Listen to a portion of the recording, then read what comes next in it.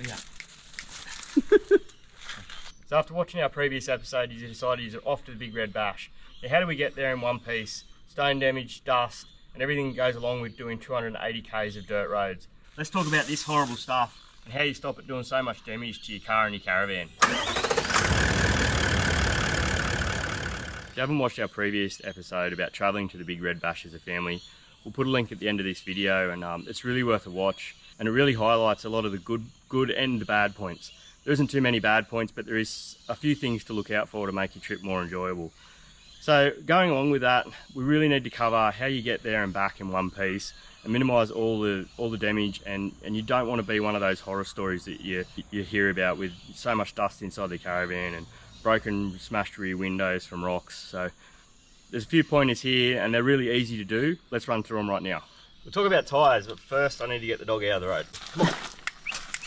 So the first thing and the cheapest thing you can do is just by running correct tyre pressures for the dirt road conditions. One of the last stops before it all turns to dirt from Windora to Birdsville, I reckon nearly 50% of the people that were pulled up were actually pulled up to ask why other fellow travellers were pulled up. They had no idea about letting tyre pressures down. I mean, it's one of those things, if you're going to go that far, you really need to do your research and find out why you need to do it and understand the benefits of it. So I'm not going to give you a hard and fast rule of what tyre pressures you should run for what vehicle and weights. All I can speak from is our experience. I think we've probably covered around 10,000 k's of some of the hardest dirt roads in Australia. And I'll put a picture here of our setup. So your tyre pressure is going to be relative to weight. So it's an FJ Cruiser with a little tough tracks. It's probably around 5 tonne combined. We were running these same tyres, so the tyre quality and the tyre construction will make a difference to how much pressures you should run. So in that combination that was on screen, we ran about 25 psi all round, up to about 80 k's an hour. So you've got to remember, when you're lowering your tyre pressures, you also have to lower your speed, or the tyres themselves will get too hot and you'll have blowouts. So the benefits of lowering the tyre pressures are the fact that the tyre can mould around the sharp stones, and the sharp stones don't actually puncture the tyre. The only thing being, if you don't have a heavy construction tyre or a light truck constructed tyre, it does introduce the sidewall of the tyre to those sharp stones, and the sidewall of the tyre doesn't have the protection of the tread, like the tread surface of the tyre. So it is a compromise there. If you've only got road tyres on your car, you need to be very careful about how much you do let them down. The other real big benefit of letting your tyres down is it makes your car and your caravan ride so much better. Like, it is a massive difference. Going from say 40-45 psi road pressures down to, depending on your weight, from 20 to say 30 psi for a gravel road pressure will make the ride and the journey just so much smoother. It's especially important in your caravan, because anything that's vibrating around in your caravan is just going to do so much damage, mark all your cupboards. So that, yeah, letting your tyre pressures down is the cheapest and easiest thing you can do to minimise damage to your tyres, your car and your caravan. That's the first thing you should be aware of. So the next big topic when driving along a dirt road is if you're towing something, if you can imagine, so we come down here, if you can imagine getting handfuls of gravel like that, and you stand there and throw them as hard as you can at the front of your caravan, that is exactly what happens for 280 k's. We've done it, we know. One of the trips we did about 8,000 k's of dirt roads, and it was probably within every 15 to 20 minutes driving down the road, we would hear a little rock hit the roof of the car, bouncing off the front of the caravan. And our caravan had a full-on padded bra on it. So they just ricochet off everything. So think of that as the worst possible scenario, that's getting thrown at your caravan and then bouncing back off your caravan or whatever you're towing back to the back of your car. So if you've got a wagon like Land Cruiser, Prado, those style of vehicles anyway, it's got this great big back piece of glass in the rear window. Imagine just throwing handfuls of rocks at that. Like, it's just not gonna cope with it.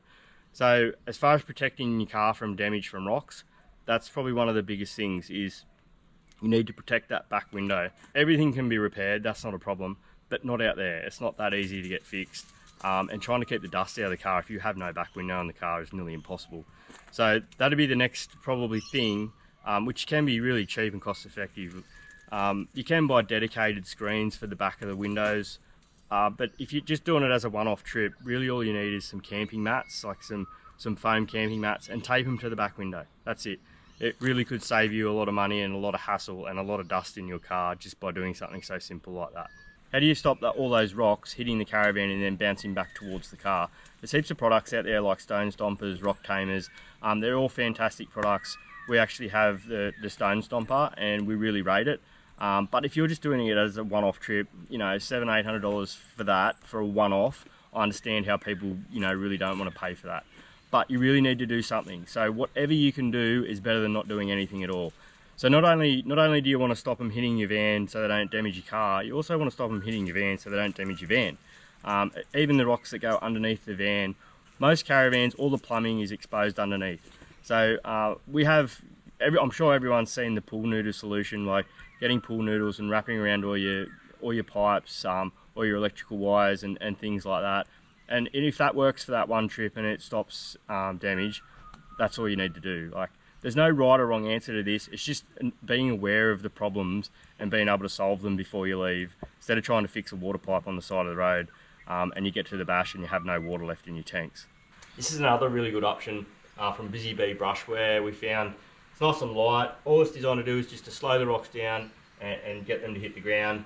And if you're going over a pinch, it'll just fold up. So yeah, we're pretty happy with that one. Righto, the next hot topic you should be worried about is dust and how do you keep it out of your caravan. Dust can really ruin your trip, and when I say dust in your caravan, not just a little bit on the floor, it gets into every cupboard, every nook and cranny in your caravan. If there's a way in, it will find it. It is as fine as talcum powder, and anything you can do to stop that getting in is worthwhile. So what I mean by stopping it getting in is you're literally crawling underneath your caravan, finding all the openings where the plumbing goes through, electrical, anything where there's a hole in the floor of your caravan, and you'd be surprised how many there is. Get under there, have a look, play around with the pipes, and make sure there is no way for that dust to get in. Reseal around it with silicone. Do everything you can to stop that dust getting in. So the other spots it's going to come in from is your door, your windows.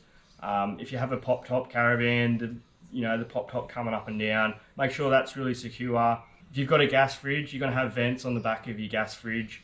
You really need to cover them up for the journey. Same as the vent in the bottom of the door that legally has to be open, don't forget, when you stop. You need to cover that up for the journey while the fridge is running on 12 volt and you've got those gas bottles turned off. And basically anything you can do, any extra little thing you can think of to try and keep dust out is going to be worthwhile. Moving along from that, and a bit more extreme, if you're planning to do more dirt roads down the track, I would really highly recommend a caravan or something similar that pressurizes the inside of the van through a filter. So you've got clean air coming inside the van, pressurizing all the seals and keeping the dust from coming inside. We truly believe that. I've seen the difference of having one of those versus not having one, and it's night and day. So when you bought your caravan, if the caravan manufacturer told you that they're 100% dust proof, don't believe it. Anything you can do extra to keep that dust from entering your caravan will make your trip so much more enjoyable. So going along with keeping dust out of your caravan, you also need to get your caravan to survive the corrugations, potholes, and the rough roads in general.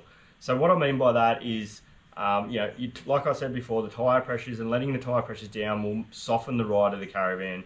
But then you've got to think about how you pack the inside of it. You really need to be conscious of things rubbing together, and metal cans in cupboards vibrating are gonna mark and damage the inside of your caravan. So righto, you set up your caravan, try and keep the dust out. The next really important thing you've got to think about is how you pack the inside of your van.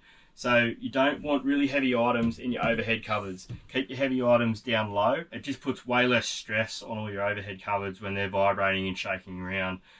Minimise what glass you take. You are camping, if you're going to drink out of a plastic cup, it might save broken glass in the van later on. So yes, you probably still have to take some glass in some circumstances. Wrap them in a tea towel, keep them down low, and really think about how you're packing those items. So another really important one is your shower head and your shower screens. Always take your shower head out, wrap it in a towel and leave it on the floor. Make sure your shower screens are locked. You don't want those flinging around while you're cruising down the road. Have a really good think about how you pack your fridge. Same as your cupboards, try and keep all the heavier items down lower. It'll also make your van handle better. A lower centre of gravity is just as important in your caravan as it is in your car. Right, so a lot of how we've learned all these little things was actually, just spending time on the road, and, you'd open the door and you'd find some things moved around. But we did a little experiment on private property, and I actually jumped inside the caravan and actually saw how everything reacted, and it was quite a rough road. One of the really surprising things, and these are really common in a lot of caravans, is your little pop-up table. The amount that shook around really was surprising. So even something so small as pushing that table right down will stop the fatigue of that table shaking around and eventually ripping out of the floor. If you're like my wife and love wine, we come across these MSA wine sleeves. They're like a wetsuit material and just a great idea. So they come in a 6-pack with a little bag. You put your wine bottles in them. We leave them in the cooler in the fridge, or if you're just packing them in the cupboards. It really stops them clinging together, and it goes along with trying to protect everything in your caravan. I know I said you really got to limit what glass you take, but trying to tell my wife that she can't take wine camping, well, I've lost that battle. We'll put a link in the description below for these. Just a really simple idea, and it's a great product. So all these little things we're talking about really make a difference. If you get to your destination, you open the door and a big plume of dust, there's broken bottles on the floor, there's stuff falling out of your fridge, you forgot to put the shower head down, the shower screen's been flapping around for the last 200 k's down the dirt road. Preparation is the key, and you'll have a great time. So we've spoken about how to keep your wine bottles safe, but more importantly, what about the beer? So aluminium cans on a corrugated road will rub together and they end up going black. The aluminium comes off onto your hands, and eventually they'll rub to the point where they'll split the can. When you go to repack your fridge with beers, rotate the beer cans around so you're drinking the ones that have been in there the longest. You'll end up losing cans of beer, and there'll be beer all through the bottom of your fridge, and no one wants to waste beer.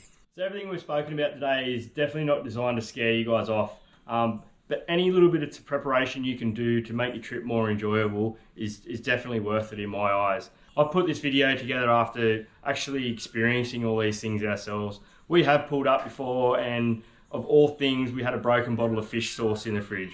That was fantastic. So you don't want to do these things, and learning from other people's experiences is easier and cheaper than making the mistakes yourselves. So we really hope you appreciate these videos, guys. We're really enjoying sharing our knowledge of camping, touring, forward driving, and everything we've learned along the way. So comment below if there's any topics you'd like us to cover. We're really enjoying interacting with you guys. We're getting heaps and heaps of comments, and we're trying to get back to everyone. Really appreciate the kind words and people just generally taking the time to write to us. Don't forget, like, share and subscribe, and remember, you only live once, so get out there and enjoy it.